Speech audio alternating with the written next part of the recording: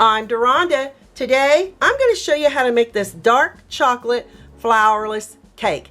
That's right, no flour in this cake, and it's absolutely scrumptious.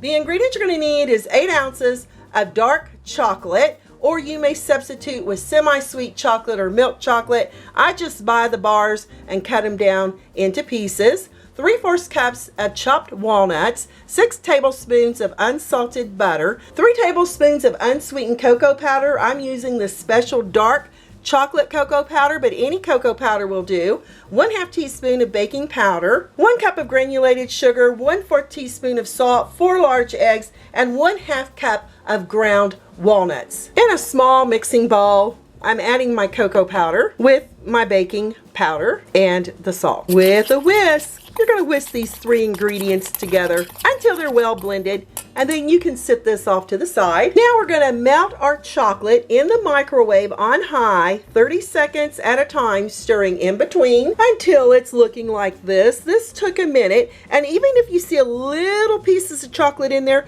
don't worry, because the residual heat here on the chocolate will continue melting those little pieces of chocolate. And as you can see, they're completely melted now. We can set this off to the side. So we're going to add the sugar into a medium mixing bowl. And we can set our eggs off to the side with our walnuts. You see, you want your butter softened. And if you don't have the softness on your butter, nuke it in the microwave on defrost about 5-10 seconds at a time with a hand mixer on high. Beat until fluffy. We're going to add our eggs one at a time.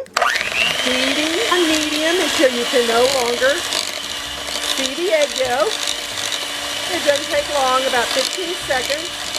And then we're going to continue doing this to the other 3 eggs. Add your 3rd egg.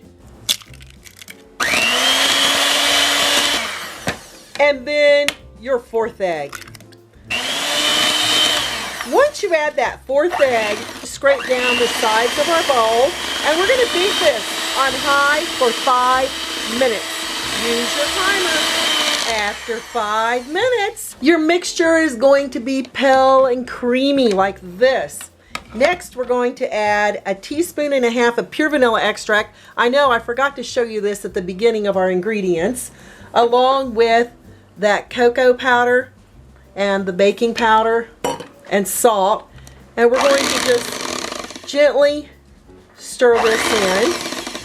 Well, you may want to use a spatula to really get it mixed in so your cocoa won't be flying everywhere. At this point, you can also add your dark chocolate. You want your oven preheated to 350 degrees Fahrenheit. Starting on low, we're going to mix these ingredients until they're just blended. You don't want to overmix it.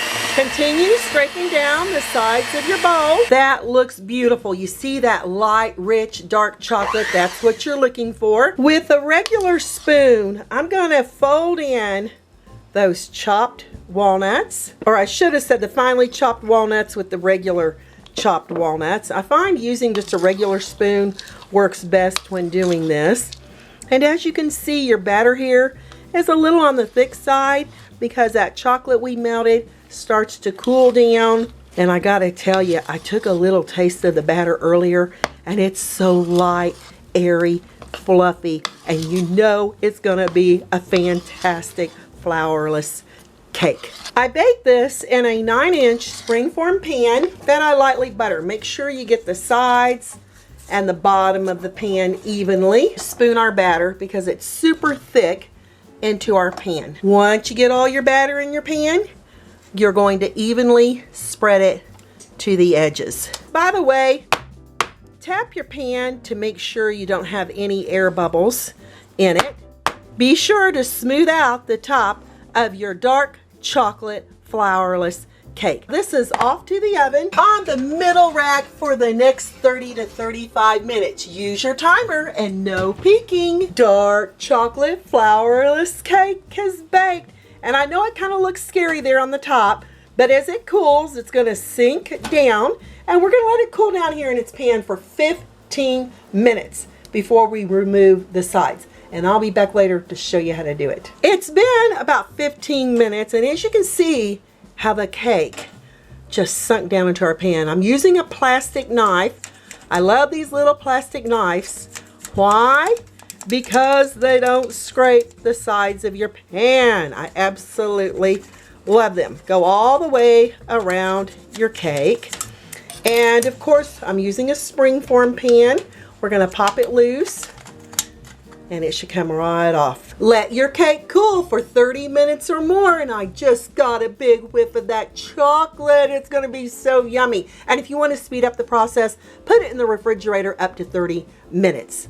I'll be back. I've had it cooling for about an hour. I'm gonna flip it over. I'm gonna remove the bottom of our Springform pan. Whoa, that smells so yummy. I've got a serving plate. I'm just going to add it here to the top, flip it over. If you could be here and smell how fantastic this is. Let's see what it looks like on the inside. Using a serrated knife, let's just cut right down into it. I like going all the way across horizontally. You've got those nuts in there, so make sure you go all the way to the end. Then you can cut vertically, or since I'm just slicing into one slice, I'm going to conserve the rest so it'll stay nice and fresh. Slicing a fourth into 3 equal pieces. Let's see what it looks like on the inside. Wow, look at those walnuts on both sides. Put this on a serving plate. Not necessary, but I like to sprinkle with just a little bit of powdered sugar. Add some fruit, a raspberry, blackberry. Time to dig in. I can't wait. Loaded with chocolate flavor. It's kind of like a brownie and a truffle all together. So rich with that chocolate. The walnuts chopped and ground are just fabulous in this dark chocolate flourless cake. You won't be disappointed. I'm Deronda with Foods 101. Leave me a comment, give me thumbs up, hit that notification bell to be the first to get my new YouTube food videos. Thanks a million for watching. Stay safe, and I'll catch you lovely people later.